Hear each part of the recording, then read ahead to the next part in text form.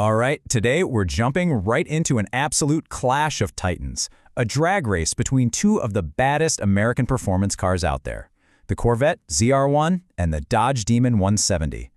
But you know, this is way more than just a race. It's a story about what happens when an unstoppable force meets an immovable object and the never-ending quest for just a little more power. And this quote from the ZR1's owner, it pretty much tells you everything. He's been on this incredible winning streak, but the competition, well, it's getting tougher and tougher with every single pass. This race against the Demon 170, that's the final boss.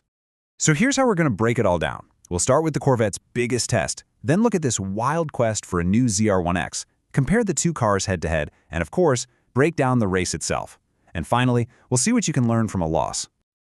Okay, let's set the stage here. The Corvette ZR1 in this story isn't just any car. No, it's a proven giant killer. It has been punching way above its weight class for a while now. But this next opponent, this one is different. I mean, just look at this progression. It's pretty incredible. First, it just walks all over a Ferrari 296. Then, it outpaces a McLaren 765 LT. And then, get this, it even beats a modified 1,200 horsepower Ferrari SF90. Each win was against a tougher, meaner opponent, and it all leads to this moment, a showdown with the undisputed king of the drag strip, the Dodge Demon 170. And that's the kicker, right? The Demon 170 isn't like those other cars. It's not a versatile road course car. It's not built for comfort. It is built for one thing and one thing only: absolute, total domination in a straight line. This is a whole new ballgame. So when you're staring down a monster like the Demon, what do? Well, realizing he might be hitting a ceiling with his current car, the ZR1's owner did something kinda wild. He made a public plea for what he thinks needs to come next.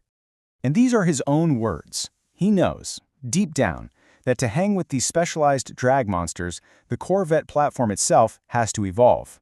He's calling for the next big thing, the rumored, not even released ZR1X. And he's not just wishing for it. He's trying to make it happen in a very modern way.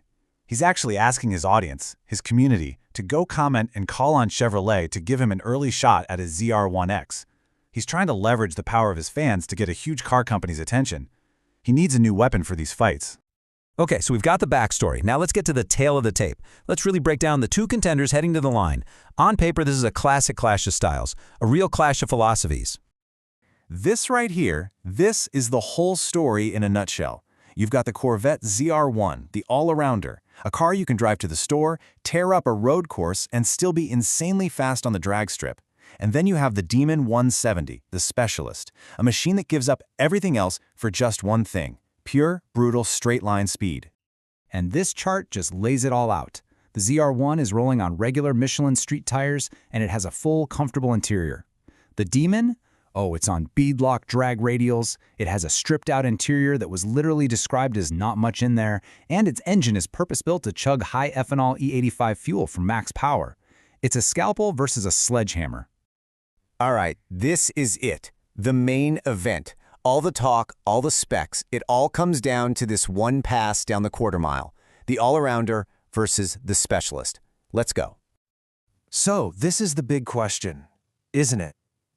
Can the ZR1, even with the disadvantage in tires and weight and everything else, somehow pull off another miracle win against a car that was literally designed from the ground up to beat it at this exact game?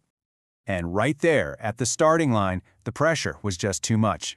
The ZR1 driver jumped the gun, a red light. And you can hear it in his own words. He knew he had to push it to the absolute ragged edge to even have a shot.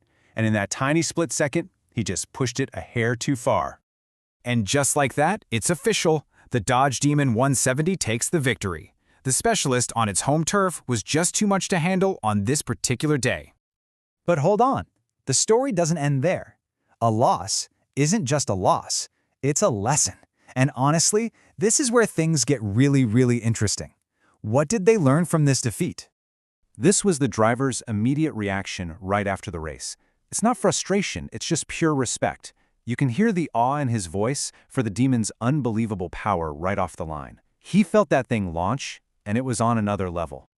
So if we break it down, a few things led to the loss. The Demon's specialized setup, obviously, was a massive advantage. The driver's red light basically sealed it. And with the Demon capable of insane 8-second passes and not a lot of time for a rematch, that was that. The driver even admitted the pressure got to him, saying he got kind of frazzled. But here's the really wild part. Even with the wrong tires, a full interior, and going up against this purpose-built monster, the ZR1 was right there. It was neck and neck with the Demon the whole way down the track. It just proves how shockingly capable that all-arounder Corvette really is. And that, right there, brings us all the way back to the beginning. See, this loss wasn't really a failure. It was a validation. It proved that to take on the absolute best of the best in the drag racing world, the Corvette needs its own specialist. It just makes that quest for the ZR1X feel more important than ever. Which leaves us all with this one huge, tantalizing question. The Demon 170 has set the bar. It's the king. The current ZR1 got shockingly close to matching it. So will the next generation, this mythical ZR1X, will that be the car to finally dethrone the king? Well, I guess we're all going to have to wait and see.